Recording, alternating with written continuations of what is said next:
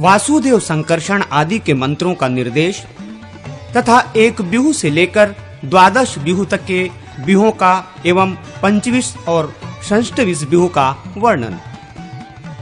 नारद जी कहते हैं, ऋषियों, अब मैं वासुदेव आदि के आराधनीय मंत्रों का लक्षण बता रहा हूं। वासुदेव, संकर्षण, प्रद्युम्न और अनिरुद्ध, इन 4 बिहू मूर्तियों के नाम के आदि में ओम, फिर क्रमशः अ, आ, अम, अह, ये 4 बीज तथा नमो भगवते पद जोड़ने चाहिए और अंत में नमः पद को जोड़ देना चाहिए। ऐसा करने से इनके पृथक पृथक 4 मंत्र बन जाते हैं। इसके बाद नारायण मंत्र है, जिसका स्वरूप है ओम नमो नारायणाय, ओम तत्सत ब्रह्मणे ओम नमः, ये ब्रह्म मंत्र है। ओम विष्णवे नमः, ये विष्णु मंत्र है। ओम छौं ओम नमो भगवते नरसिंहाय नमः, ये नरसिंह मंत्र है। ओम भूर्नमो भगवते वरायाह, ये भगवान वराह का मंत्र है। ये सभी मंत्र राज हैं। उपर्युक्त 9 मंत्रों के वासुदेव आदि 9 नायक हैं, जो उपासकों के वल्लभ इष्ट देवता हैं। इनकी अंग क्रांति क्रमशः जवा कुसुम के सदृश अरुण, हल्दी के समान पीली, नीली, श्यामल, लोहित, मेघ सदृश, अग्नि तुल्य तथा मधु के समान पिंगल है। तंत्रवेत्ता पुरुषों को स्वर के बीजों द्वारा क्रमशः पृथक पृथक हृदय आदि अंगों की कल्पना करनी चाहिए। उन बीजों के अंत में अंगों के नाम रहने चाहिए, यथा ओम आ हृदयाय नमः, ओम ई शीर्षे स्वाहा, ओम उम शिखाय वष्टः। और उन अंग नामों के अंत में नमः आदि पद जुड़े होते हैं, यथा क्लाय हृदयाय नमः, क्लिंग शीर्षे स्वाहा इत्यादि। हरस्व स्वरों से युक्त बीज वाले अंग उपांग कहलाते हैं।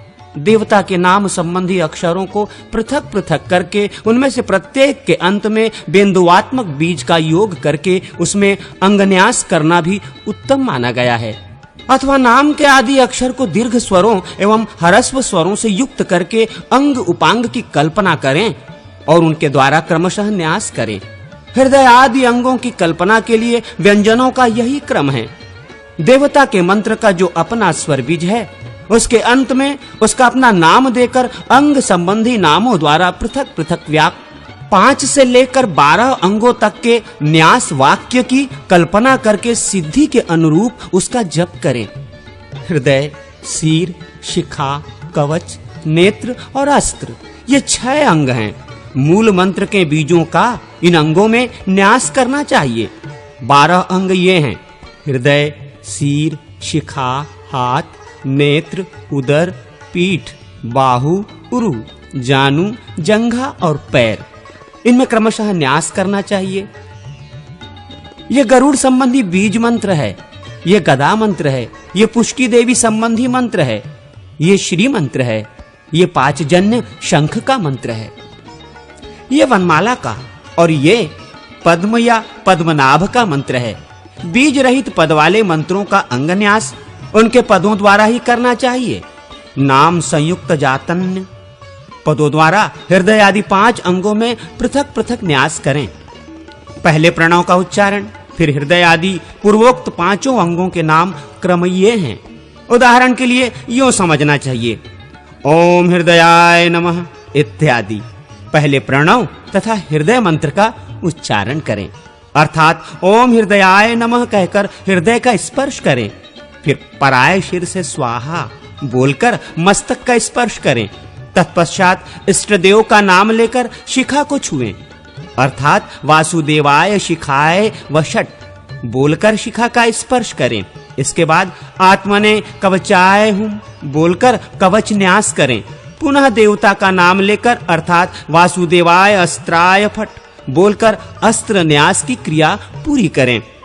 आदि में ओमकारादि जो नामात्मक पद हैं, उसके अंत में नमः पद जोड़ दें और उस नामात्मक पद को चतुरंत करके बोलें।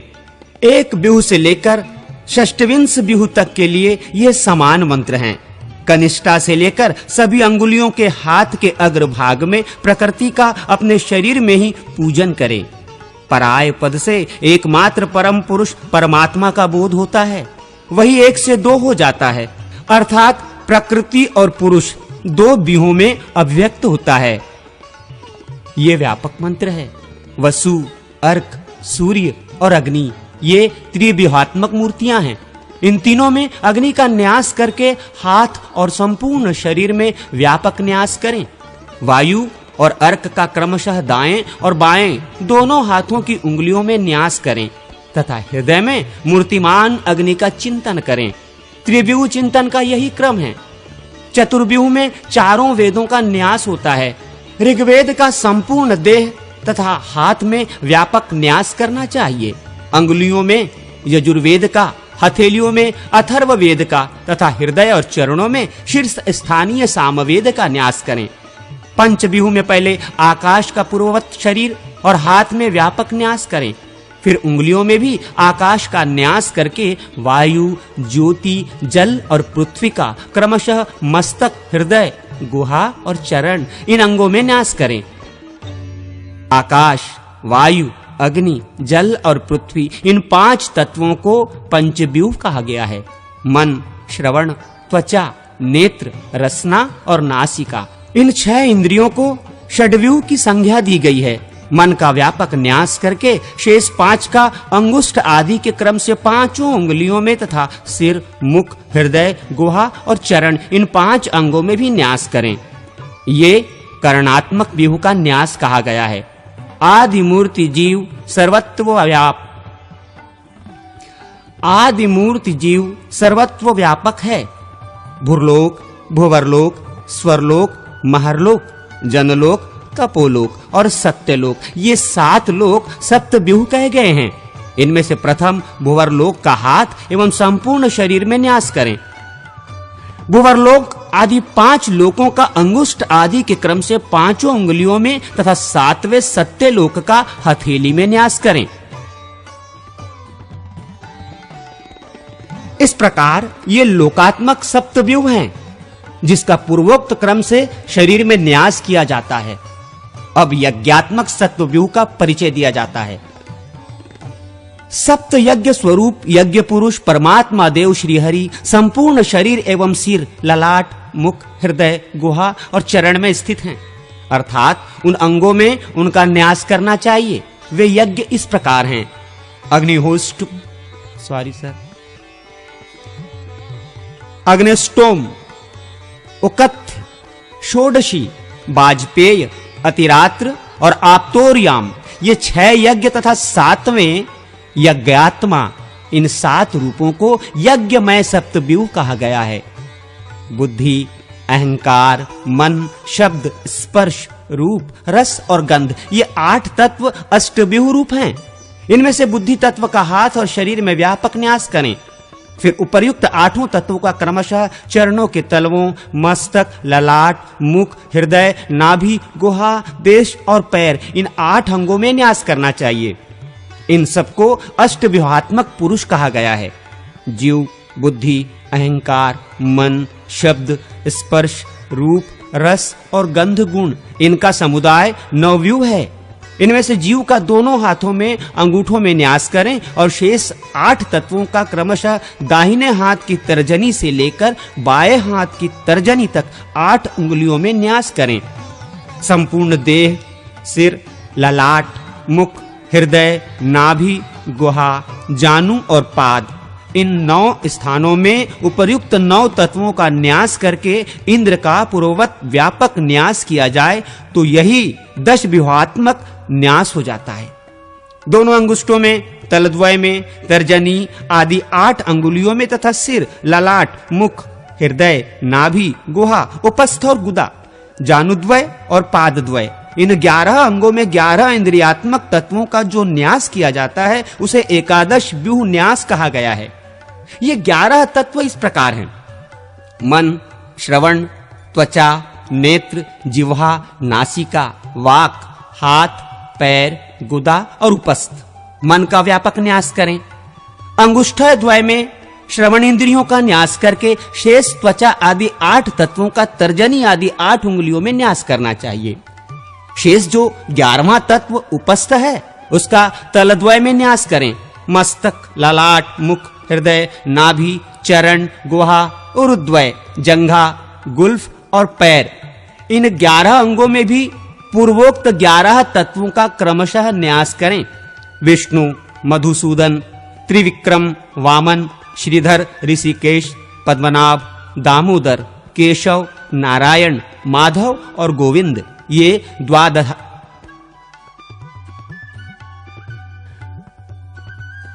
द्वादशात्मक व्यूह हैं।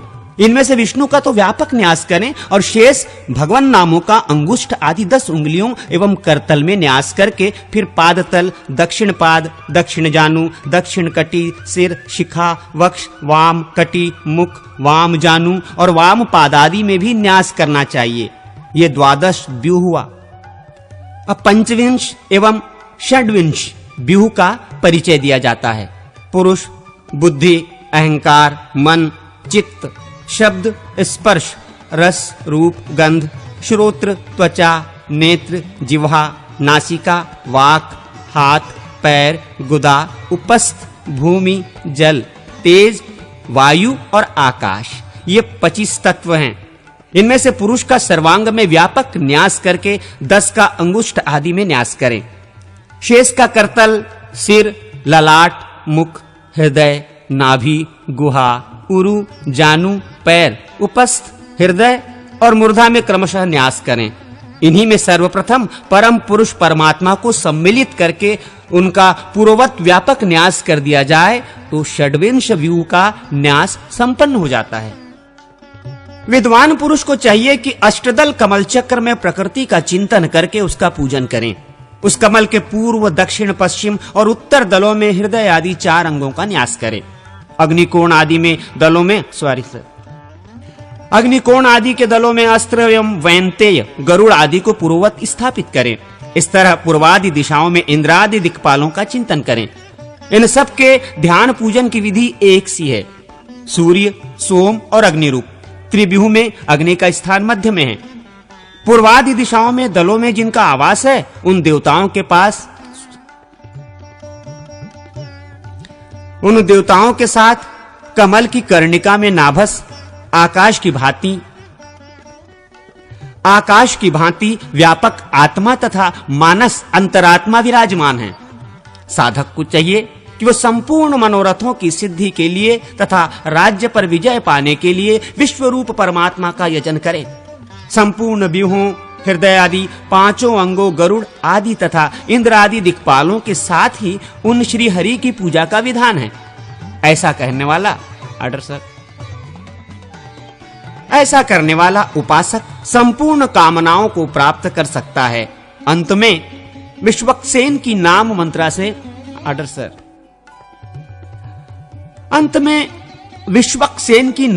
मंत्र से पूजा करें।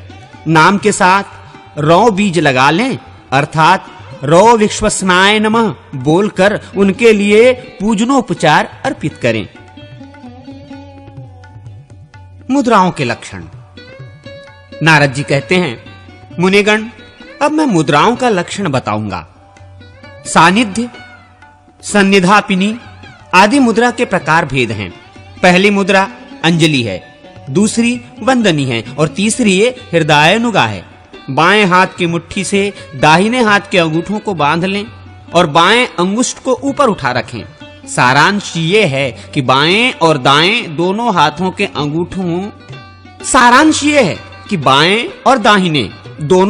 के अंगूठे ऊपर की ओर ही उठा रहे। यही हृदयानुगा मुद्रा है। इसी को कोई संरोधिनी और कोई निष्ठुरा कहते हैं। व्यवहारचना में ये 3 मुद्राएं साधारण हैं। अब आगे ये असाधारण विशेष मुद्राएं बताई जाती हैं। दोनों हाथों में अंगूठे से कनिष्ठा तक की 3 उंगलियों को नवाकर कनिष्ठा आदि को क्रमशः मुक्त करने से 8 मुद्राएं बनती हैं। अ, क, च, ट, त, प, य, श। ये जो 8 वर्ग हैं उनके जो पूर्व बीज अंग, कंग, चंग, टंग इत्यादि हैं। उनको ही सूचित करने वाली उक्त 8 मुद्राएं हैं, ऐसा निश्चय करें। फिर 5 उंगलियों को ऊपर करके हाथ को सम्मुख करने से जो नवी मुद्रा बनती है वो नवम बीज शम के लिए है। वो नवम बीज शं के लिए है। दाहिने हाथ के ऊपर बाएं हाथ को उतान दाहिने हाथ के ऊपर बाएं हाथ को उतान रखकर उसे धीरे धीरे नीचे को झुकाएं। ये वराह की मुद्रा मानी गई है। ये क्रमशः अंगों की मुद्राएं हैं। बायां मुट्ठी में बंधी हुई एक एक उंगली को क्रमशः मुक्त करें और पहले की मुक्त की हुई उंगलियों को फिर सिकोड़ लें। बाएं हाथ में ऐसा करने के बाद दाहिने हाथ में भी यही प्रक्रिया करें।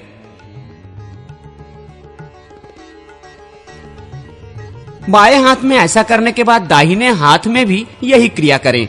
बाईं मुट्ठी के अंगूठों को ऊपर उठाए रखें। ऐसा करने से मुद्राएं सिद्ध हो जाती हैं।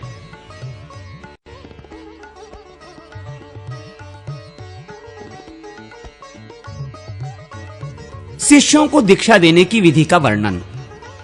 नारद जी कहते हैं, महर्षिगण, अब मैं सब कुछ देने वाली दीक्षा का वर्णन करूंगा। कमलाकार मंडल में श्री हरि का पूजन करें।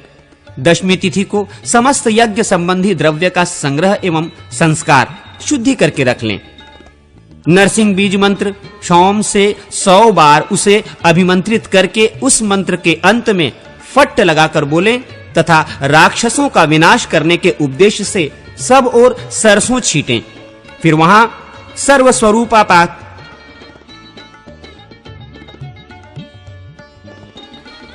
सर्वस्वरूपा प्रासाद रूपिणी शक्ति का न्यास करें।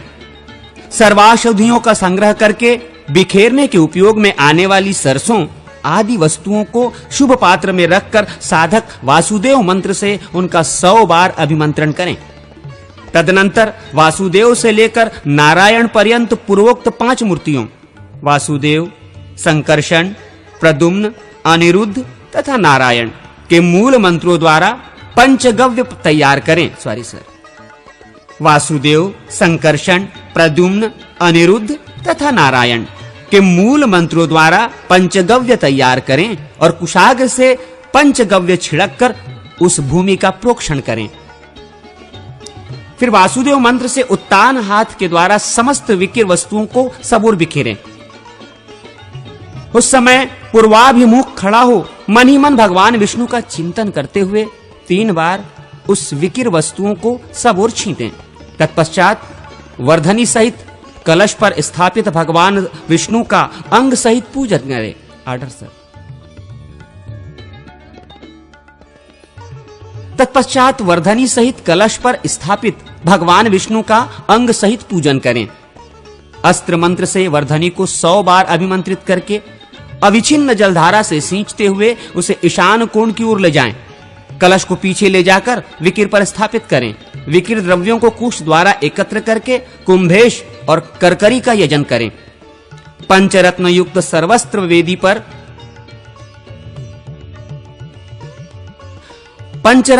सर्वस्त्र वेदी पर श्री हरि की पूजा करें।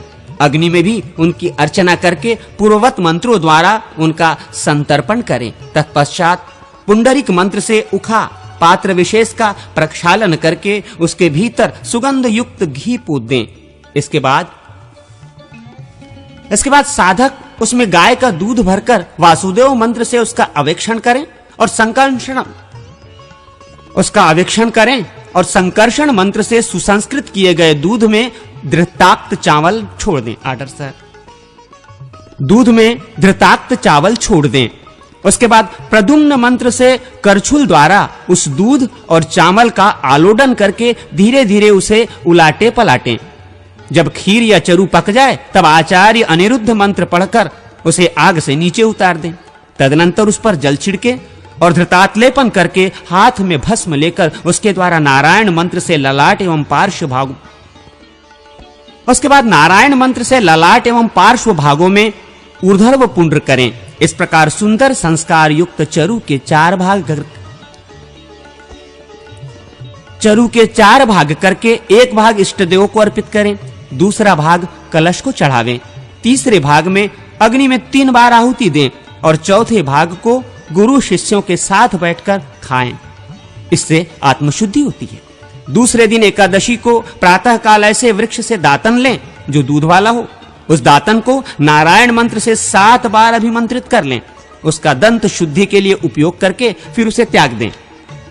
अपने पातक का स्मरण करके पूर्व अग्निकोण, उत्तर अथवा ईशान कोण की ओर मुंह करके अच्छी तरह स्नान करें। फिर शुभ एवं सिद्ध की भावना करके, अर्थात मैं निष्पाप एवं शुद्ध होकर शुद्ध सिद्धि की ओर अग्रसर हुआ हूं, ऐसा अनुभव करके आचमन प्राणायाम के पश्चात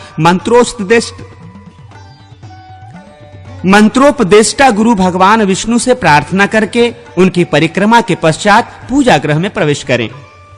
प्रार्थना इस प्रकार करें: देव, संसार सागर में मग्न पशुओं को पाश से छुटकारा दिलाने के लिए आप ही शरणदाता हैं।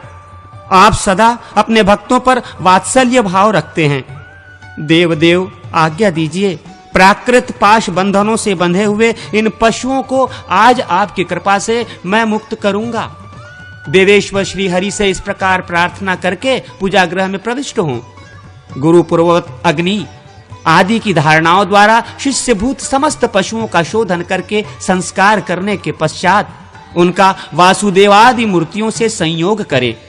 शिष्यों के नेत्र बांधकर उन्हें मूर्तियों की ओर देखने का आदेश दें। शिष्य उन मूर्तियों की ओर पुष्पांजलि फेंके। तदनुसार गुरु उनका नाम निर्देश करें। पूर्ववत शिष्यों से क्रमशः मूर्तियों का मंत्र रहित पूजन करावें। जिस शिष्य के हाथ का फूल जिस मूर्ति पर गिरे, गुरु उस शिष्य का वही नाम रखे। कुमारी कन्या के हाथ से काता हुआ लाल रंग का सूत लेकर उसे 6 गुना करके बट दें। उस 6 गुने सूत की लंबाई पैर के अंगूठे से लेकर शिखा तक की होनी चाहिए। फिर उसे भी मोड़कर तिगुना कर लें। उक्त त्रिगुणित सूत में प्रक्रिया भेद से स्थित उस प्रकृति देवी का चिंतन करें, जिसमें संपूर्ण विश्व का लय होता है और जिससे ही समस्त जगत का प्रादुर्भाव हुआ करता है। उस सूत्र में प्राकृतिक पाशों को तत्व की संख्या के अनुसार ग्रंथित करें, अर्थात 24 गांठ लगाकर उसको प्राकृतिक पाशों के प्रतीक समझें। फिर उस ग्रंथि युक्त सूत को प्याले में रखकर कुंड के पास स्थापित कर दें। तदनंतर सभी तत्वों का चिंतन करके गुरु उनका शिष्य के शरीर में न्यास करें। तत्वों का वो न्यास सृष्टि क्रम के अनुसार प्रकृति से लेकर पृथ्वी पर्यंत होना चाहिए। 3, 5, 10 अथवा 12 जितने भी सूत्र भेद संभव हों, उन सब सूत्र भेदों के द्वारा बटे हुए उस सूत्र को ग्रथित करके देना चाहिए। तत्वचिंतक पुरुषों के लिए यही उचित है। हृदय से लेकर अस्त्र पर्यंत 5 अंग संबंधी मंत्र पढ़कर संपूर्ण भूतों को प्रकृति क्रम से, अर्थात कार्य तत्व का कारण तत्व में लय करके क्रम से तन्मात्रा स्वरूप में लीन करके उस मायामय सूत्र में और पशु जीव के शरीर में भी प्रकृति, लिंग शक्ति, कर्ता, बुद्धि तथा मन का उपसंहार करें। तदनंतर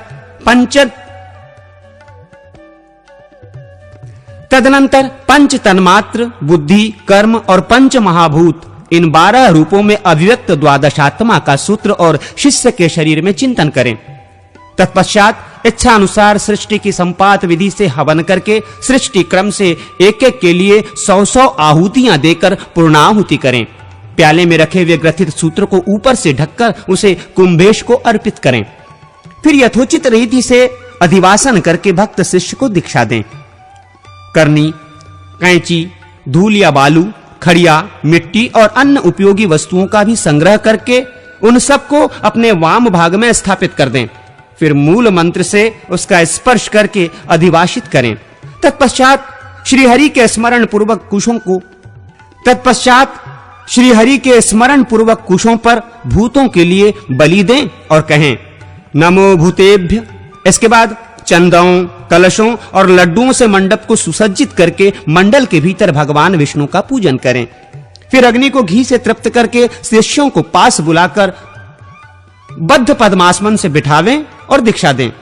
बारी बारी से उन सब का प्रोक्षण करके विष्णु हस्त से उनके मस्तक का स्पर्श करें।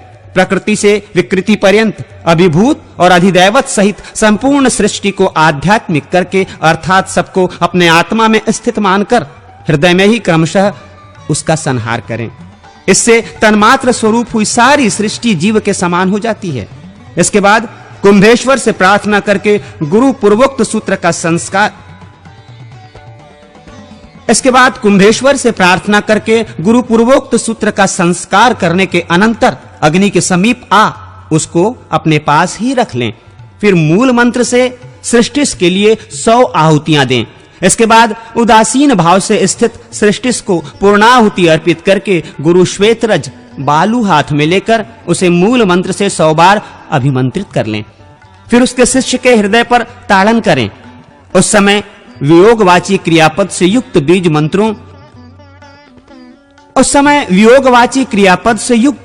बीज मंत्रों एवं क्रमशः पादादि इंद्रियों से घटित वाक्य की योजना करके अंत में ओम फट का उच्चारण करें। इस प्रकार पृथ्वी आदि तत्वों का वियोग कराकर आचार्य भावना द्वारा उसे अग्नि में होम दें। इस तरह कार्य तत्वों का कारण तत्वों में होम अथवा लय करते हुए क्रमशः अखिल तत्वों के आश्रय भूत श्री हरि में सबका लय कर दें। विद्वान पुरुष इसी क्रम से सब तत्वों को श्री हरि तक पहुंचाकर उन संपूर्ण तत्वों के अधिष्ठान का स्मरण करें। उक्त रीति से ताड़न द्वारा भूतों और इंद्रियों से वियोग कराकर शुद्ध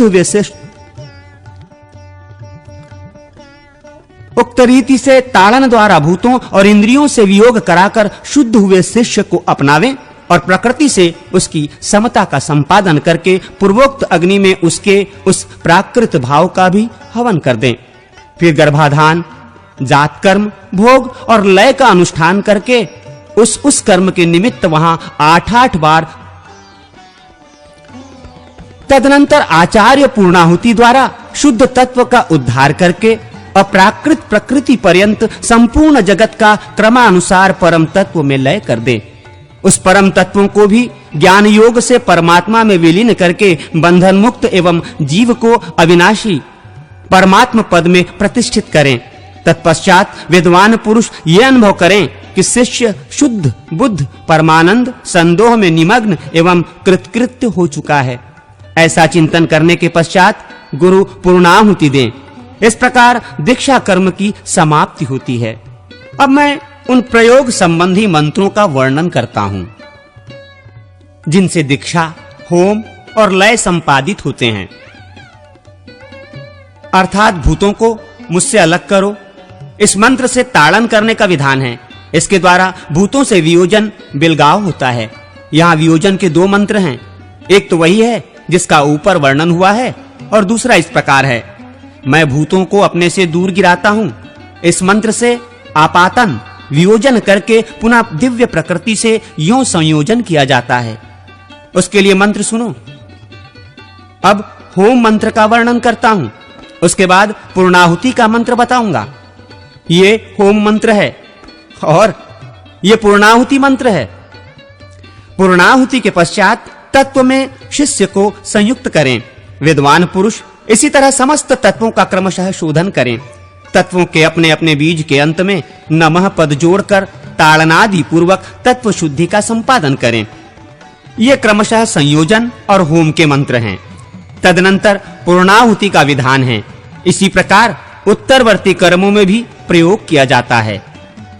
ये दीक्षा योग एक व्यूहात्मक मूर्ति के लिए संक्षेप से बताया गया है। 9 व्यूहादिक मूर्तियों के विषय में भी ऐसा ही प्रयोग है। मनुष्य प्रकृति को दग्ध करके उसे निर्वाण स्वरूप परमात्मा में लीन कर दे, फिर भूतों की शुद्धि करके कर्मेंद्रियों का शोधन करें। तत्पश्चात ज्ञानेंद्रियों का, तन्मात्राओं का, मन, बुद्धि एवं अहंकार का तथा लिंगात्मा का शोधन करके सबके अंत में पुनः प्रकृति की शुद्धि करें। शुद्ध हुआ प्राकृत पुरुष ईश्वरीय धाम में प्रतिष्ठित है। उसने संपूर्ण भोगों का अनुभव कर लिया है और अब वो मुक्ति पद में स्थित है।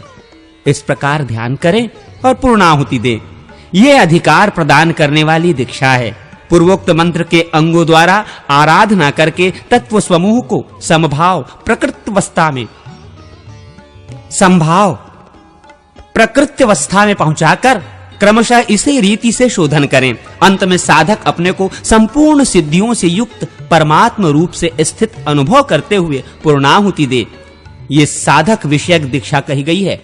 यदि यज्ञोपयोगी द्रव्य का संपादन संग्रह न हो सके अथवा अपने में असमर्थता हो तो समस्त उपकरणों सहित श्रेष्ठ गुरु पूर्ववत इष्ट देव का पूजन करके तत्काल उन्हें अधिवासित करके द्वादशी तिथि में शिष्य को दीक्षा दे। जो गुरु भक्त विनयशील एवं समस्त शारीरिक सद्गुणों से संपन्न हो, ऐसा शिष्य यदि अधिक धनवान न हो तो वेदी पर इष्ट देव का पूजन मात्र करके दीक्षा ग्रहण करें। आदि दैविक, आदि भौतिक और आध्यात्मिक संपूर्ण अध्वा का सृष्टि क्रम से शिष्य के शरीर में चिंतन करके गुरु पहले बारी-बारी से 8 आहुतियों द्वारा एक-एक की तृप्ति करने के पश्चात सृष्टिमान हो वासुदेव आदि विग्रहों का उनके निज-निज मंत्रों द्वारा पूजन एवं हवन करें और हवन पूजन के पश्चात अग्नि आदि का विसर्जन कर दें। तत्पश्चात पूर्वोक्त होम द्वारा संहार क्रम से तत्वों का शोधन करें। दीक्षा कर्म में पहले जिन 8 सूत्रों में गांठें बांधी गई थीं, उनकी वे गांठ खोल लें। गुरु उन्हें शिष्य के शरीर से लेकर क्रमशः उन तत्वों का शोधन करें। प्राकृतिक, अग्नि एवं आदि दैविक, विष्णु में अशुद्ध मिश्रित शुद्ध तत्व को लीन करके पूर्णाहुति द्वारा शिष्य को उस तत्व से संयुक्त करें। इस प्रकार शिष्य प्रकृति भाव को प्राप्त होता है। तत्पश्चात गुरु उसके प्राकृतिक गुणों को भावना द्वारा दग्ध करके उसे उनसे छुटकारा दिलावे। ऐसा करके वे शिशु स्वरूप उस शिष्यों को अधिकार में नियुक्त करें। तदनंतर भाव में स्थित हुआ आचार्य भक्ति भाव से शरण में आए हुए यतियों तथा निर्धन शिष्य को शक्ति नाम वाली दूसरी दीक्षा दे। वेदी पर भगवान विष्णु की पूजा करके पुत्र शिष्य विशेष को अपने पास बिठा लें। फिर शिष्य देवता के सम्मुख हो तिर्यक दिशा की ओर मुंह करके स्वयं बैठें। गुरु शिष्य के शरीर में अपने ही पर्वों से कल्पित संपूर्ण अध्वा का ध्यान करके आदि दैविक यजन के लिए प्रेरित करने वाले इष्ट देव का भी ध्यान योग के द्वारा चिंतन करें। फिर पूर्ववत ताड़न आदि के द्वारा क्रमशः संपूर्ण तत्वों का वेदिगत श्रीहरि में शोधन करें। ताड़न द्वारा तत्वों का वियोजन करके उन्हें आत्मा में ग्रहित करें और पुनः इष्ट देव के साथ उनका संयोजन एवं शोधन करके स्वभावतः ग्रहण करने के अनंतर ले आकर क्रमशः शुद्ध तत्व के साथ संयुक्त करें। सर्वत्र ध्यान योग एवं उत्तान मुद्रा द्वारा शोधन करें। संपूर्ण तत्वों की शुद्धि हो जाने पर जब प्रधान प्रकृति तथा परमेश्वर स्थित रह जाएं, तब पूर्वोक्त रीति से प्रकृति को दग्ध करके शुद्ध हुए शिष्यों को परमेश्वर पद में प्रतिष्ठित करें। श्रेष्ठ गुरु साधक को इस तरह सिद्धि मार्ग में ले चलें। अधिकारूढ़ गृहस्थ भी इसी प्रकार आलस्य छोड़कर समस्त कर्मों का अनुष्ठान करें। जब तक राग आसक्ति का सर्वथा नाश न हो जाए, तब तक आत्म शुद्धि का संपादन करता रहे। जब ये अनुभव हो जाए कि मेरे हृदय का राग सर्वथा क्षीण हो गया है, तब पाप से शुद्ध हुआ संयमशील पुरुष अपने पुत्र या शिष्य को अधिकार सौंपकर माया महपाश को दग्ध करके संन्यास ले लें। आत्मनिष्ठ हो देहपात की प्रतीक्षा करता रहे। फिर सिद्ध संबंधी किसी चिन्ह को दूसरों पर व्यक्त न होने दें।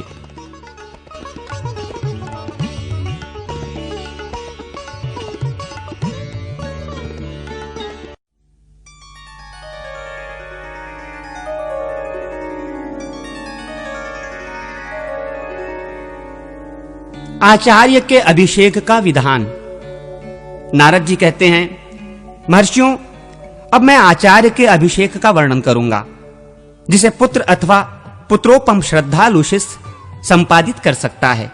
इस अभिषेक से साधक सिद्धि का भागी होता है और रोगी रोग से मुक्त हो जाता है।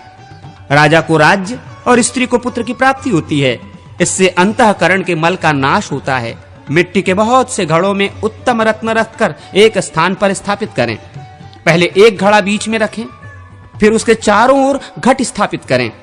इस तरह 1 सहस्र या 100 आवृत्ति में उन सब की स्थापना करें। फिर मंडप के भीतर कमलाकर मंडल में पूर्व और ईशान कोण के मध्य भाग में पीठ या सिंहासन पर भगवान विष्णु को स्थापित करके पुत्र एवं साधक आदि का सकलीकरण करें। तदनंतर शिष्य या पुत्र भगवत पूजन पूर्वक गुरु की अर्चना करके उन कलशों के जल से उनका अभिषेक करें। उस समय गीत वाद्य का उत्सव होता रहे। फिर योग पीठ आदि गुरु को अर्पित कर दें और प्रार्थना करें, गुरुदेव आप हम सब मनुष्यों को कृपा पूर्वक अनुग्रहित करें। गुरु भी उनको समय दीक्षा के अनुकूल आचार का उपदेश दें। इससे गुरु और साधक भी संपूर्ण मनोरथों के भागी होते हैं। मंत्र साधन विधि सर्वतोभद्रादि मंडलों के लक्षण। नारद जी कहते हैं, मुनिवरों साधक को चाहिए कि वो देव मंदिर आदि में मंत्र की साधना करें। घर के भीतर शुद्ध भूमि पर मंडल में परमेश्वर श्री हरि का विशेष पूजन करके चौकोर क्षेत्र में मंडल आदि की रचना करें। 256 कोष्ठों में सर्वतोभद्र मंडल लिखें। क्रम यह है कि पूर्व से पश्चिम की ओर तथा उत्तर से दक्षिण की ओर बराबर 17 रेखाएं खींचें। ऐसा करने से 256 कोष्ठ हो जाएंगे। उनमें से बीच के 36 कोष्ठों को एक करके उनके द्वारा कमल बनावें अथवा उसे कमल का क्षेत्र निश्चित करें। इस कमल क्षेत्र के बाहर चारों ओर की एक-एक पंक्ति को मिटाकर उसके द्वारा पीठ की कल्पना करें अथवा उसे पीठ समझें। फिर पीठ से भी बाहर की 2-2 पंक्तियों का मार्जन करके उनके द्वारा विधि की कल्पना करें। फिर चारों दिशाओं में द्वार निर्माण करें। पूर्वोक्त पद्म क्षेत्र में सब ओर बाहर के 12वें भाग को छोड़ दें तथा सर्व मध्य स्थान पर सूत्र रखकर पद्म निर्माण के लिए विभाग पूर्वक समान अंतर रखते हुए सूत घुमाकर 3 वृत्त बनावें। इस तरह उस चाकोर क्षेत्र को वर्तुल गोल बना दें। इन तीनों में से प्रथम तो कर्णिका का क्षेत्र है, दूसरा केसर का क्षेत्र है और तीसरा दल संधियों का क्षेत्र है। शेष चौथा अंश दलाग्र भाग का स्थान है। कोण सूत्रों को फैलाकर कोण से दिशा के मध्य भाग तक ले जाएं तथा केसर के अग्रभाग में सूत रखकर दल संधियों को चिन्हित करें। फिर सूत गिराकर अष्टदलों का निर्माण करें। दलों के मध्य तक अंतराल का जो मान है उसे मध्य में रखकर उसे दलाग्र को घुमावें। तदनंतर उसके भी अग्रभाग को घुमावें। उनके अंतराल मान को उनके पार्श्व भाग में रखकर बाह्य क्रम से एक-एक दल में 2-2 केसरों का उल्लेख करें। यह सामान्यतः कमल का चिन्ह है। अब 12 दल कमल का वर्णन किया जाता है। कर्णिकार्धमान से पूर्व दिशा की ओर सूत रखकर क्रमशः सब ओर घुमावें। उसके पार्श्व भाग में भ्रमण योग से 6 कुंडलियां होंगी और 12 मत्स्य चिन्ह होंगे। उनके द्वारा 12 दल कमल संपन्न होगा। पंचदल आदि की सिद्धि के लिए भी इसी प्रकार मत्स्य चिन्हों से कमल बनाकर आकाश रेखा से बाहर जो पीठ भाग है वहां के कोष्ठों को मिटा दें। पीठ भाग के चारों कोणों में 3-3 कोष्ठकों को उस पीठ के पायों के रूप में कल्पित करें। अवशिष्ट जो चारों दिशाओं में 2-2 जोड़े अर्थात 4-4 कोष्ठक हैं उन सबको मिटा दें। वे पीठ के पाटे हैं। पीठ के बाहर चारों दिशाओं की 2-2 पंक्तियों को विधि मार्ग के लिए सर्वथा लुप्त कर दें, मिटा दें। तदनंतर चारों दिशाओं में 4 द्वारों की कल्पना करें। विधि के बाहर जो 2 पंक्तियां शेष हैं उसमें से भीतर वाली पंक्ति के मध्यवर्ती 2-2 कोष्ठ और बाहर वाली पंक्ति के मध्यवर्ती 4-4 कोष्ठों को एक करके द्वार बनाने चाहिए। द्वारों के पार्श्व भाग में विद्वान पुरुष 8 शोभा स्थानों की कल्पना करें और शोभा के पार्श्व भाग में उपशोभा स्थान बनाएं। उपशोभाओं की संख्या भी उतनी ही बताई गई है जितनी की शोभाओं की। उपशोभाओं के समीप के स्थान कोण कहे गए हैं। तदनंतर चारों दिशाओं में 2-2 मध्यवर्ती कोष्ठकों का और उसके बाह्य पंक्ति के 4-4 मध्यवर्ती कोष्ठकों द्वारा द्वार के लिए चिंतन करें। उन सब को एकत्र करके मिटा दें। इस तरह 4 द्वार बन जाते हैं। द्वार के दोनों पार्श्वों में क्षेत्र की बाह्य पंक्ति के 1-1 और भीतरी पंक्ति के 3-3 कोष्ठों को शोभा बनाने के लिए मिटा दें। शोभा के पार्श्व भाग में उसके विपरीत करने से अर्थात क्षेत्र की बाह्य पंक्ति के 3-3 और भीतरी पंक्ति के 1-1 कोष्ठ को मिटाने से उपशोभा का निर्माण होता है। तत्पश्चात कोण के भीतर और बाहर के 3-3 कोष्ठों का भेद मिटाकर एक करके चिंतन करें। इस प्रकार 16-16 कोष्ठों से बनने वाले 256 कोष्ठ वाले मंडल का वर्णन हुआ। इसी तरह दूसरे मंडल भी बन सकते हैं। 12-12 कोष्ठों में 144 कोष्ठकों का जो मंडल बनता है उसमें भी मध्यवर्ती 36 पदों कोष्ठों का कमल होता है। इसमें विधि नहीं होती। एक पंक्ति पीठ के लिए होती है, शेष 2 पंक्तियों द्वारा पूर्ववत द्वार और शोभा की कल्पना होती है। इसमें भी उपशोभा नहीं देखी जाती। अवशिष्ट 6 पदों द्वारा कोणों की कल्पना करनी चाहिए। एक हाथ के मंडल में 12 अंगुल का कमल क्षेत्र होता है। 2 हाथ के मंडल में कमल का स्थान 1 हाथ लंबा चौड़ा होता है। तदनुसार वृद्धि करके द्वार आदि के साथ मंडल की रचना करें। 2 हाथ का पीठ रहित चतुरस्र मंडल हो तो उसमें चक्राकार कमल चक्राब्ज का निर्माण करें। 9 अंगुलों का पद्मार्ध कहा गया है। 3 अंगुलों की नाभि मानी गई है। 8 अंगुलों के अरे बनावे और 4 अंगुलों की नेमी। क्षेत्र के 3 भाग करके फिर भीतर से प्रत्येक के 2 भाग करें। भीतर के जो 5 कोष्ठक हैं उनको अरे या आरे बनाने के लिए आस्फालित मार्जित करके उसके ऊपर अरे अंकित करें। वे अरे इंदिवर के दलों की सी आकृति वाले हों अथवा मातुलिंग बिजौरा नींबू के आकार के हों या कमल दल के समान विस्तृत हों अथवा अपनी इच्छा के अनुसार उनकी आकृति अंकित करें। अरों की संधियों के बीच में सूत रखकर उसे बाहर की नेमी तक ले जाएं और चारों ओर घुमावें। अरे के मूल भाग को उसके संधि स्थान में सूत रखकर घुमावें और अरे के मध्य में सूत्र स्थापन करके उस मध्य भाग के सब ओर समभाव से सूत को घुमावें। इस तरह घुमाने से मातुलिंग के समान अरे बन जाएंगे। 14 पदों के क्षेत्र को 7 भागों में बांटकर पुनः 2-2 भागों में बांटें तथा पूर्व से पश्चिम तथा उत्तर से दक्षिण की ओर 15-15 समान रेखाएं खींचें। ऐसा करने से 196 कोष्ठक सिद्ध होंगे। वे जो कोष्ठक हैं उनमें से बीच के 4 कोष्ठों द्वारा भद्रमंडल लिखें। उसके चारों ओर विथि के लिए स्थान छोड़ दें। फिर संपूर्ण दिशाओं में कमल लिखें।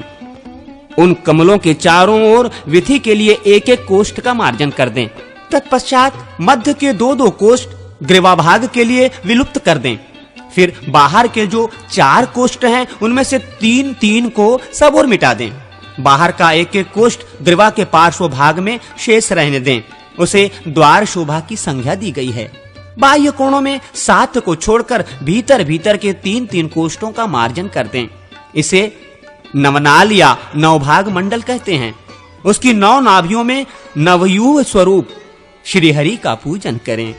25 व्यूहों का जो मंडल है वो विश्वव्यापी है अथवा संपूर्ण रूपों में व्याप्त है। 32 हाथ अथवा कोष्ठ वाले क्षेत्र को 32 से ही बराबर करके विभक्त कर दें। अर्थात ऊपर से नीचे को 33 रेखाएं खींचकर उन पर 33 आड़ी रेखाएं खींचें। इससे 1024 कोष्ठक बनेंगे। उनमें से बीच के 16 कोष्ठों द्वारा भद्रमंडल की रचना करें। फिर चारों ओर की 1-1 पंक्ति छोड़ दें। तत्पश्चात 8 दिशाओं में 16 कोष्ठकों द्वारा 8 भद्रमंडल लिखें। इसे भद्राष्टक की संख्या दी गई है। उसके बाद की भी 1 पंक्ति मिटाकर पुनः पूर्ववत 16 भद्रमंडल लिखें। तदनंतर सब ओर की 1-1 पंक्ति मिटाकर प्रत्येक दिशा में 3-3 के क्रम से 12 द्वारों की रचना करें। बाहर के 6 कोष्ठ मिटाकर बीच के पार्श्व भागों के 4 मिटा दें। फिर भीतर के 4 और बाहर के 2 कोष्ठ शोभा के लिए मिटावें। इसके बाद उपद्वार की सिद्धि के लिए भीतर के 3 और बाहर के 5 कोष्ठों का मार्जन करें। तत्पश्चात पूर्ववत शोभा की कल्पना करें। कोणों में बाहर के 7 और भीतर के 3 कोष्ठ मिटा दें। इस प्रकार जो पंचविंशति व्यूहमंडल तैयार होता है उसके भीतर की कमल कर्णिका में परम ब्रह्म परमात्मा का यजन करें। फिर पूर्वादि दिशाओं के कमलों में क्रमशः वासुदेव आदि का पूजन करें। तत्पश्चात पूर्ववती कमल पर भगवान वराह का पूजन करके क्रमशः संपूर्ण अर्थात 25 व्यूहों की पूजा करें। ये क्रम तब तक चलता रहे जब तक 26वें तत्व परमात्मा का पूजन न संपन्न हो जाए। इस विषय में प्रचेता का मत यह है कि एक ही मंडल में इन संपूर्ण कथित व्यूहों का क्रमशः पूजन यज्ञ संपन्न होना चाहिए। परंतु सत्य का कथन है कि मूर्ति भेद से भगवान के व्यक्तित्व में भेद हो जाता है, अतः सबका पृथक पृथक पूजन करना उचित है। 42 कोष्ठ वाले मंडल को आड़ी रेखा द्वारा क्रमशः विभक्त करें। पहले 1 के 7 भाग करें, फिर प्रत्येक के 3-3 भाग और उसके भी 2-2 भाग करें। इस प्रकार 1064 कोष्ठक बनेंगे। बीच के 16 कोष्ठों से कमल बनावें। पार्श्व भाग में विथि की रचना करें। फिर 8 भद्र और विथि बनावें। तदनंतर 16 दल के कमल और विथि का निर्माण करें। तत्पश्चात क्रमशः 24 दल के कमल विथि, 32 दल के कमल विथि, 40 दल के कमल और विथि बनावें। तदनंतर शेष 3 पंक्तियों से द्वार, शोभा और उपशोभाएं बनेंगी। संपूर्ण दिशाओं के मध्य भाग में द्वार सिद्धि के लिए 2, 4 और 6 कोष्ठकों को मिटावें। उसके बाह्य भाग में शोभा तथा उपद्वार की सिद्धि के लिए 5, 3 और 1 कोष्ठ मिटावें। द्वारों के पार्श्व भागों में भीतर की ओर क्रमशः 6 तथा 4 कोष्ठ मिटावें और बीच के 2-2 कोष्ठ लुप्त कर दें। इस तरह 6 उपशोभाएं बन जाएंगी। एक-एक दिशा में 4-4 शोभाएं और 3-3 द्वार होंगे। कोणों में प्रत्येक पंक्ति के 5-5 कोष्ठ छोड़ दें। वे कोण होंगे।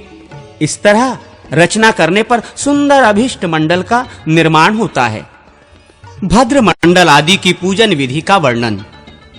नारद जी कहते हैं, मुनिवरों, पूर्वोक्त भद्र मंडल के मध्यवर्ती कमल में अंगों सहित ब्रह्म का पूजन करना चाहिए। पूर्ववर्ती कमल में भगवान पद्मनाभ का, अग्निकोण वाले कमल में प्रकृति देवी का तथा दक्षिण दिशा के कमल में पुरुष की पूजा करनी चाहिए। पुरुष के दक्षिण भाग में अग्नि देवता की, नैऋत्य कोण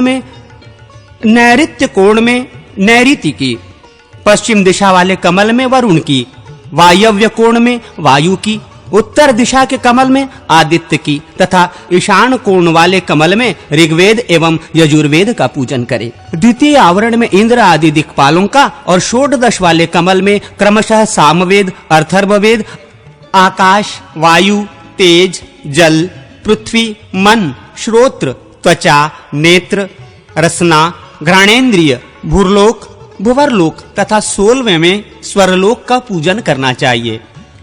तदनंतर तृतीय आवरण में 24 दल वाले कमल में क्रमशः महरलोक, जनलोक, तपोलोक, सत्यलोक, अग्निष्टोम, अत्यग्रिष्टोम, उक्त, षोडशी, वाजपेय, अतिरात्र, आप्तोर्याम, व्यष्टि, मन, व्यष्टि बुद्धि, व्यष्टि अहंकार, शब्द, स्पर्श, रूप, रस, गंध, जीव, समष्टि मन, समष्टि बुद्धि, महतत्व, समष्टि अहंकार तथा प्रकृति, इन 24 की अर्चना करें। इन सब का स्वरूप शब्द मात्र है, अर्थात केवल इनका नाम लेकर इनके प्रति मस्तक झुका लेना चाहिए। इनकी पूजा में इनके स्वरूप का चिंतन अनावश्यक है। 25वें अध्याय में कथित वासुदेव आदि 9 मूर्ति, 10 विध प्राण, मन, बुद्धि, अहंकार, वायु और उपस्थ, श्रोत, त्वचा, नेत्र, रसना, घ्राण, वाक, पाणी और पाद, इन 32 वस्तुओं की 32 दल वाले कमल में अर्चना करनी चाहिए। ये चौथे आवरण के देवता हैं। उक्त आवरण में इनका सांग एवं सपरिवार पूजन होना चाहिए। तदनंतर बाह्य आवरण में पायु, उपस्थ की पूजा करके 12 मासों के 12 अधिपतियों का तथा पुरुषोत्तम आदि 26 तत्वों का यजन करें। उनमें से जो मासाधिपति हैं उनका चक्रवाज्य में क्रमशः पूजन करना चाहिए।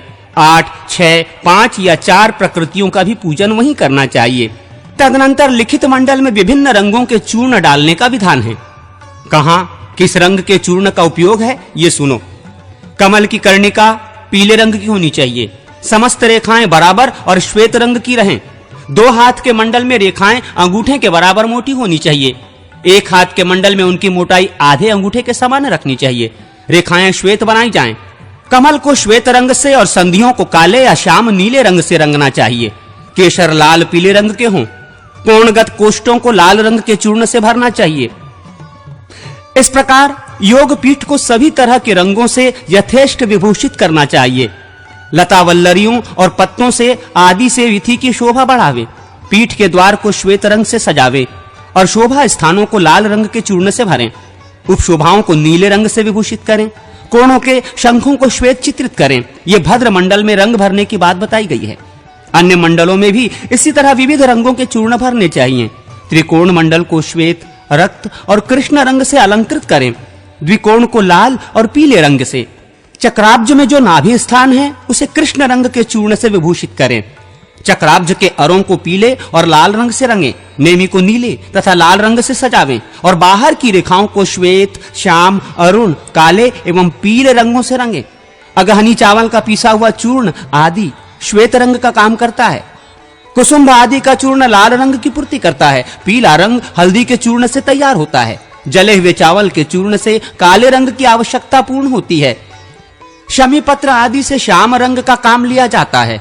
बीज मंत्रों का 1 लाख जप करने से, अन्य मंत्रों का उसके अक्षरों के बराबर लाख बार जप करने से, विद्याओं को 1 लक्ष जपने से, बुद्ध विद्याओं को 10,000 बार जपने से, श्रोतों का 1,000 बार पाठ करने से, अथवा सभी मंत्रों को पहली बार 1 लाख जप करने से उन मंत्रों की तथा अपनी भी शुद्धि होती है। दूसरी बार 1 लाख जपने से मंत्र क्षेत्रीकृत हो जाता है। बीज मंत्रों का पहले जितना जप किया गया हो उतना ही उनके लिए होम का भी विधान है। अन्य मंत्र आदि के होम की संख्या पूर्ण जप के दशांश के तुल्य बताई गई है। मंत्र के पुनश्चरण करना हो तो 1-1 मास का व्रत लें, पृथ्वी पर पहले बायां पैर रखें, किसी से दान न लें। इस प्रकार दुगुना और तिगुना जप करने से ही मध्यम और उत्तम श्रेणी की सिद्धियां प्राप्त होती हैं। अब मैं मंत्र का ध्यान बताता हूं, जिससे मंत्र जप जनित फलों की प्राप्ति होती है। मंत्र का स्थूल रूप शब्दमय है, इसे उसका बाह्य विग्रह माना गया है। मंत्र का सूक्ष्म रूप ज्योतिर्मय है, यही उसका आंतरिक रूप है। यह केवल चिंतनमय है, जो चिंतन से भी रहित है उसे पर कहा गया है। वाराह, नरसिंह तथा शक्ति के स्थूल रूप की ही प्राधानता है। वासुदेव का रूप चिंतन रहित अनचित्त कहा गया है। अन्य देवताओं का चिंतामय आंतरिक रूप ही सदा मुख्य माना गया है। वैराज अर्थात विराट का स्वरूप स्थूल कहा गया है। लिंगमय स्वरूप को सूक्ष्म जानना चाहिए। ईश्वर का जो स्वरूप बताया गया है वह चिंता रहित है। बीज मंत्र हृदय कमल में निवास करने वाला अविनाशी, चिन्मय, ज्योति स्वरूप और जीवात्मक है। उसकी आकृति कदम्ब पुष्प के समान है। इस तरह ध्यान करना चाहिए। जैसे घड़े के भीतर रखे हुए दीपक की प्रभा का प्रसार अवरुद्ध हो जाता है, वो सन्हत भाव से अकेला ही स्थित रह जाता है, उसी प्रकार मंत्रेश्वर हृदय में विराजमान है। जैसे अनेक छिद्र वाले कलश में जितने छेद होते हैं उतनी भी दीपक की प्रभा की किरणें बाहर की ओर फैलती हैं। इसी तरह नाड़ियों द्वारा ज्योतिर्मय बीज मंत्र की रश्मियां आत्माओं को प्रकाशित करती हुई देवदेह को अपनाकर स्थित है। नाड़ियां हृदय से प्रस्थित हो नेत्रेंद्रियों तक चली गई हैं। उनमें से 2 नाड़ियां अग्निशोत्मात्मक है, जो नासिकाओं के अग्रभाग में स्थित है। मंत्र का साधक सम्यक उदात्त योग से शरीर व्यापी प्राणवायु को जीतकर जप और ध्यान में तत्पर रहे तो वो मंत्र जनित फल का भागी होता है। पंचभूत तन्मात्राओं की शुद्धि करके योगाभ्यास करने वाला साधक यदि सकाम हो तो अणिमा नामक सिद्धियों को पाता है, और यदि विरक्त हो तो उन सिद्धियों को लांघकर चिन्मय स्वरूप से स्थित हो भूत मात्र से तथा इंद्रिय रूप ग्रह से सर्वथा मुक्त हो जाता है। अपामार्जन विधान एवं कुशामार्जन विधान स्रोत का वर्णन। अग्निदेव कहते हैं, मुने, अब मैं अपनी तथा दूसरों की रक्षा का उपाय बताऊंगा। उसका नाम है मार्जन या अपामार्जन। ये वो रक्षा है जिसके द्वारा मानव दुख से छूट जाता है और सुख को प्राप्त कर लेता है। उन सच्चिदानंदमय परमार्थ स्वरूप सर्वांतर्यामी महात्मा निराकार तथा सहस्रों आधारधारी व्यापक परमात्मा को मेरा नमस्कार है, जो समस्त कल्मशों से रहित परम शुद्ध तथा नित्य ध्यान योग रत है। उसे नमस्कार करके मैं प्रस्तुत रक्षा के विषय में कहूंगा, जिससे मेरी वाणी सत्य हो। महामुने, मैं भगवान वाराह, नरसिंह तथा वामन को भी नमस्कार करके रक्षा के विषय में जो कुछ कहूंगा, मेरा वो कथन सिद्ध सफल हो।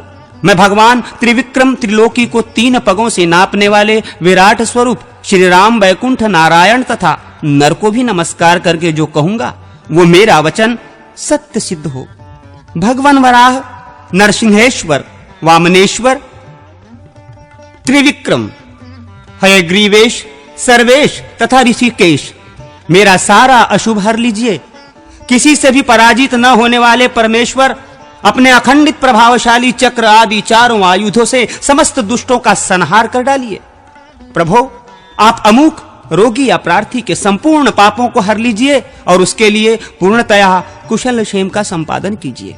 दोष युक्त यज्ञ का पाप के फल स्वरूप जो मृत्यु, बंधन, रोग, पीड़ा या भय आदि प्राप्त होते हैं, उन सबको मिटा दीजिए। दूसरों के अनिष्ट चिंतन में संलग्न लोगों द्वारा जो आभिचारिक कर्म का, विष मिश्रित अन्न पान का या महारोग का प्रयोग किया गया है, उन सबको जराजीर्ण कर डालिए, नष्ट कर दीजिए। भगवान वासुदेव को नमस्कार है, खड्गधारी श्री कृष्ण को नमस्कार है, आदित्य चक्रधारी कमल नयन केशव को नमस्कार है।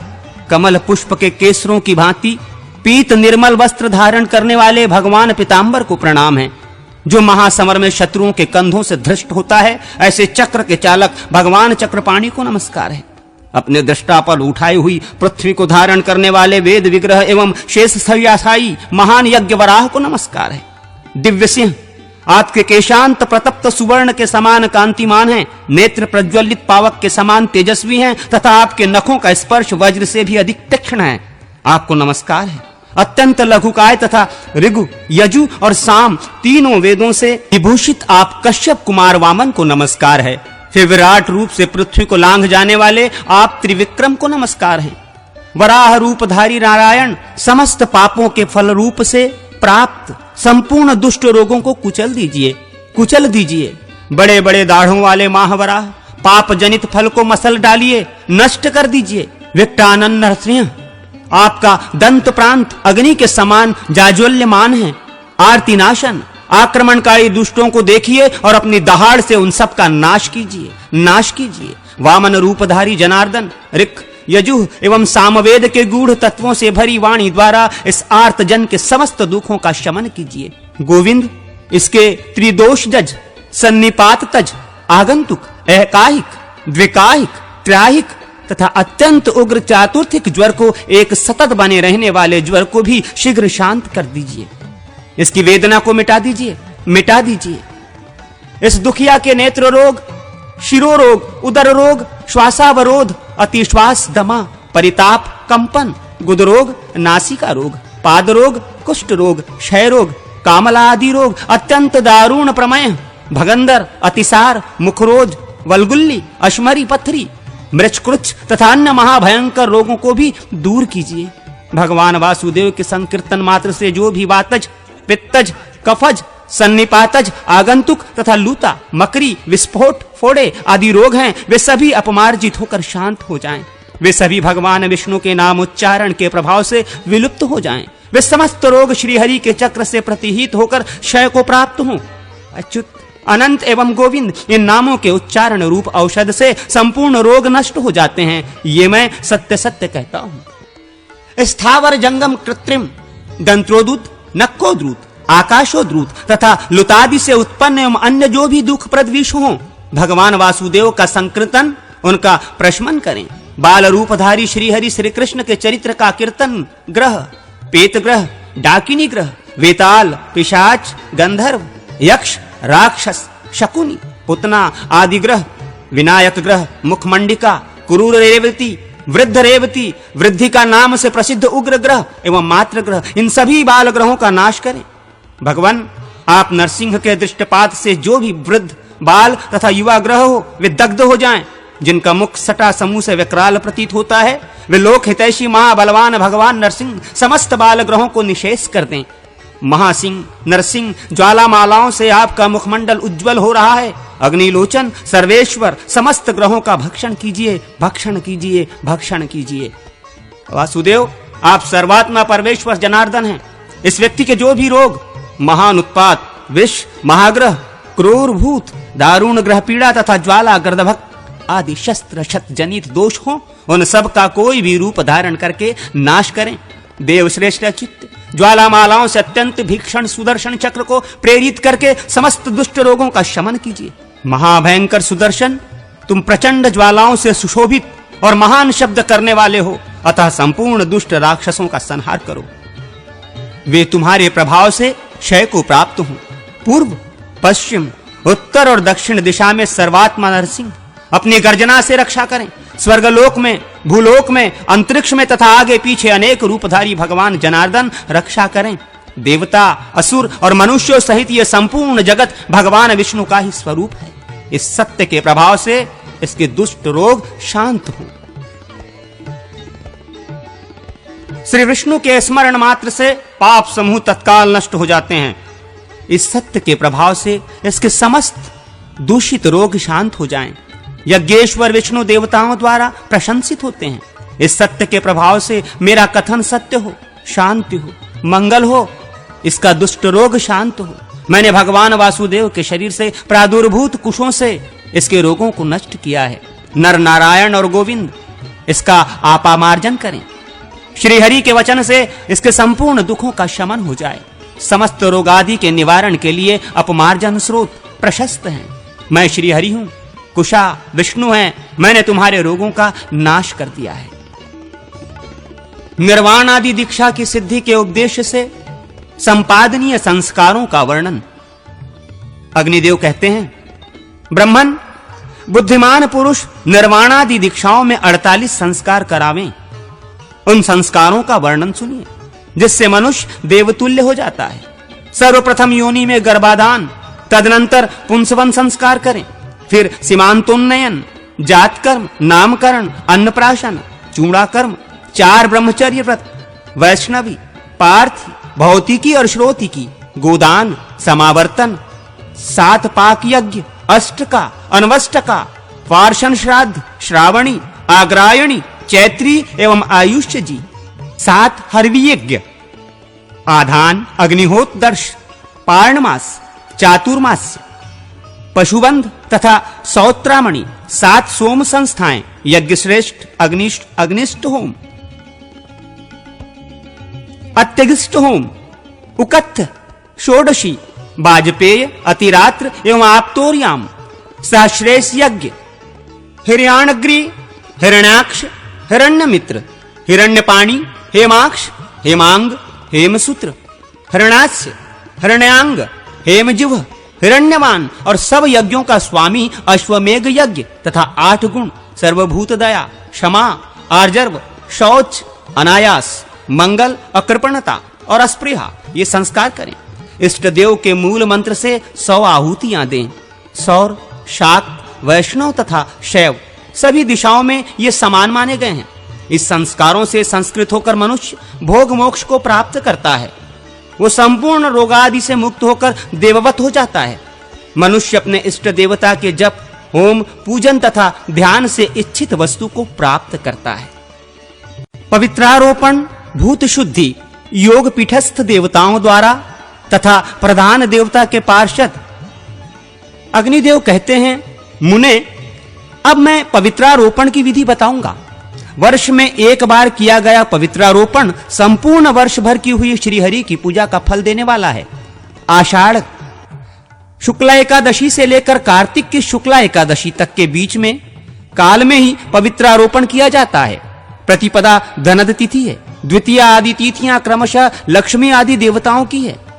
यथा लक्ष्मी की द्वितीया, गौरी की तृतीया, गणेश की चतुर्थी, सरस्वती तथा नाग देवताओं की पंचमी, स्वामी कार्तिकेय की षष्ठी, सूर्य की सप्तमी, मातृकाओं की अष्टमी, दुर्गा की नवमी, नागो या यमराज की दशमी, ऋषियों तथा भगवान विष्णु की एकादशी, श्रीहरि की द्वादशी, कामदेव की त्रयोदशी, शिव की चतुर्दशी तथा ब्रह्मा की पौर्णमासी एवं अमावस्या तिथि है। जो मनुष्य जिस देवता का भक्त है उसके लिए वही तिथि पवित्र है। पवित्रारोपण की विधि सब देवताओं के लिए समान है। केवल मंत्र आदि प्रत्येक देवता के लिए पृथक पृथक बोले। पवित्रक बनाने के लिए सोने चांदी और तांबे के तार तथा कपास आदि के सूत होने चाहिए। ब्राह्मणी के हाथ का काता हुआ सूत सर्वोत्तम है। वो न मिले तो किसी भी सूत को उसका संस्कार करके उपयोग में लेना चाहिए। सूत को तिगुना करके उसे पुनः तिगुरा करें और उसी से अर्थात 9 तंतुओं द्वारा पवित्रक बनाएं। 108 से लेकर अधिक तंतुओं द्वारा निर्मित पवित्रक उत्तम आदि की श्रेणी में गिना जाता है।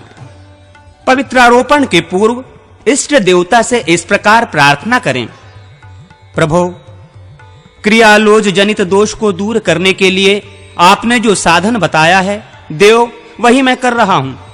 जहां जैसा पवित्रक आवश्यक है वहां के लिए वैसा ही पवित्रक अर्पित होगा। नाथ, आपकी कृपा से इस कार्य में कोई विघ्न बाधा ना आवे। अविनाशी परमेश्वर, आपकी जय हो। इस प्रकार प्रार्थना करके मनुष्य पहले इष्ट देव के मंडल के लिए गायत्री मंत्र से पवित्रक बांधे। इष्ट देव नारायण के लिए गायत्री मंत्र इस प्रकार है, ओम नमो नारायणाय विद्महे वासुदेवाय धीमहि तन्नो विष्णु प्रचोदयात्। इष्ट देवता के नाम के अनुरूप ही ये गायत्री है। देव प्रतिमाओं पर अर्पित करने के लिए अनेक प्रकार का पवित्रक होता है। एक तो विग्रह की नाभि तक पहुंचता है, दूसरा जांघों तक और तीसरा घुटनों तक पहुंचता है। ये क्रमशः कनिष्ठ, मध्यम तथा उत्तम श्रेणी में परिगणित है। एक चौथा प्रकार भी है जो पैरों तक लटकता है। ये पैरों तक लटकने वाला पवित्रक वनमाला कहा जाता है। वो 1008 तंतुओं से तैयार किया जाता है। इसका महात्म सबसे अधिक है।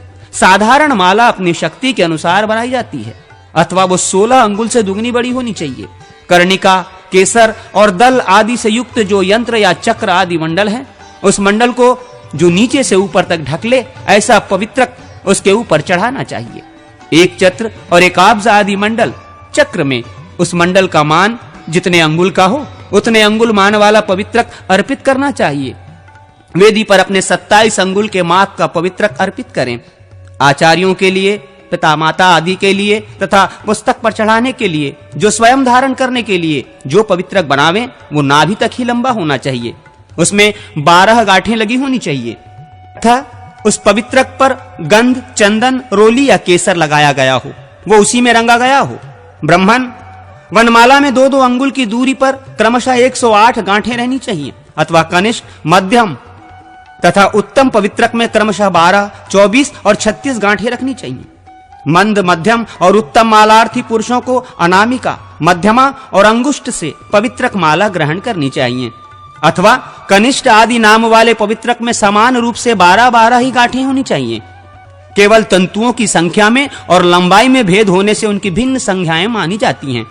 सूर्य, कलश तथा अग्नि आदि के लिए भी यथासंभव विष्णु भगवान के तुल्य ही पवित्रक अर्पित करना उत्तम माना गया है।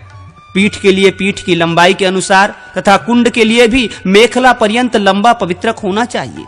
विष्णु पार्षदों के लिए यथाशक्ति सूत्र ग्रंथि देनी चाहिए, अथवा बिना ग्रंथि के ही 17 सूत्र चढ़ावें और भद्र नामक पार्षद को त्रिसूत्र, तिरसुत अर्पित करें। पवित्रक को रोचना, अर्गुर कर्पूर मिश्रित हल्दी एवं कुमकुम के रंग से रंग देना चाहिए। भक्त पुरुष एकादशी को स्नान, संध्या आदि करके पूजा गृह में जाकर भगवान श्री हरि का यजन करें। उनके समस्त परिवार को बलि देकर उनकी अर्चना करें। द्वार के अंत में क्षेत्रपालाय नमः बोलकर क्षेत्रपाल की पूजा करें। द्वार के ऊपर श्रीये नमः कहकर श्रीदेवी की पूजा करें। द्वार के दक्षिण देश में धात्रेय नमः, गंगाय नमः इन मंत्रों का उच्चारण करते हुए धाता तथा गंगा जी की अर्चना करें, और वाम देश में विधात्रे नमः, यमुनाय नमः बोलकर विधाता एवं यमुना जी की पूजा करें। इसी तरह द्वार के दक्षिण वाम देश में क्रमशः शंखनिधिये नमः, पद्मनिधिये नमः बोलकर शंखनिधि एवं पद्मनिधि की पूजा करें। फिर मंडल के भीतर दाहिने पैर के पार्श्व भाग को 3 बार पटक कर विघ्नों का अपसारण करें। तदनंतर सारंगाय नमः बोलकर विघ्नकारी भूतों को दूर भगावे। इसके बाद ओम हा वास्तवधिपते ब्राह्मणे नमः इस मंत्र का उच्चारण करके ब्रह्मा के स्थान में पुष्प चढ़ावें। फिर आसन पर बैठकर भूत शुद्धि करें। सुवर्णमय चतुरस्थ पीठ को तथा इंद्रादि देवताओं को अपने युगल चरणों में स्थित देखते हुए उनका चिंतन करें। इस प्रकार शुद्ध हुए गंध तन्मात्र को रस तन्मात्र में लीन करके उपासक इसी क्रम से रस तन्मात्र का रूप तन्मात्र में संहार करें। इन 4 उद्भात वाक्यों को उच्चारण करके जानु से लेके नाभि तक के भाग को श्वेत कमल से चिन्हित शुक्लवर्ण एवं अर्धचंद्राकार देखें। ध्यान द्वारा यह चिंतन करें कि इस जलीय भाग के देवता वरुण हैं। उक्त 4 उद्धातों के उच्चारण से रस तन्मात्रा की शुद्धि होती है। इसके बाद इस रस तन्मात्रा का रूप तन्मात्रा में लय कर दें। इन 3 उद्धात वाक्यों का उच्चारण करके नाभि से लेकर कंठ तक के भाग में त्रिकोणाकार अग्निमंडल का चिंतन करें। उसका रंग लाल है, वो स्वस्तिकाकार चिन्ह से चिंतित है, उसके अधिदेवता अग्नि है। इस प्रकार ध्यान करके शुद्ध किए हुए रूप तन्मात्रा को स्पर्श तन्मात्रा में लीन करें। इन 2 उद्धात वाक्यों के उच्चारण पूर्वक कंठ से लेकर नासिका के बीच भाग में गोलाकार वायुमंडल का चिंतन करें। उसका रंग धूम के समान है, वो निष्कलंक चंद्रमा से चिन्हित है। इस तरह शुद्ध हुए स्पर्श तन्मात्रा का ध्यान द्वारा ही शब्द तन्मात्रा में लय कर दें। इसके बाद इस एक उद्धात वाक्य से शुद्ध स्पष्टिक के समान आकाश का नासिका से लेकर शिखा तक के भाग में चिंतन करें। फिर उस शुद्ध हुए आकाश का अहंकार में उपसंहार करें। तत्पश्चात क्रमशः शोषण आदि के द्वारा देह की शुद्धि करें। ध्यान में यह देखें कि यम बीज रूप वायु के द्वारा पैरों से लेकर शिखा तक का संपूर्ण शरीर सूख गया है। फिर रम बीज द्वारा अग्नि को प्रकट करके देखें कि सारा शरीर अग्नि की ज्वालाओं में आ गया और जलकर भस्म हो गया। इसके बाद वम बीज का उच्चारण करके भावना करें कि ब्रह्मरंध्र से अमृत का बिंदु प्रकट हुआ है। उससे जो अमृत की धारा प्रकट हुई है उसके शरीर के उस भस्म को आप्लावित कर दिया है। तदनंतर लम बीज का उच्चारण करते हुए ये चिंतन करें कि उस भस्म से दिव्य देह का प्रादुर्भाव हो गया है। इस प्रकार दिव्य देह की उद्भावना करके करन्यास और अंगन्यास करें। इसके बाद मानस याग का अनुष्ठान करें। हृदय कमल में मानसिक पुष्प आदि उपचारों द्वारा मूल मंत्र से